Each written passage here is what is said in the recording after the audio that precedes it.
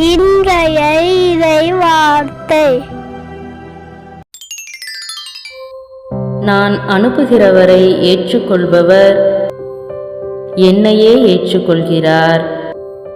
என்னை ஏற்றுக்கொள்பவர் என்னை அனுப்பியவரையே ஏற்றுக்கொள்கிறார் என உறுதியாக உங்களுக்கு சொல்கின்றேன்.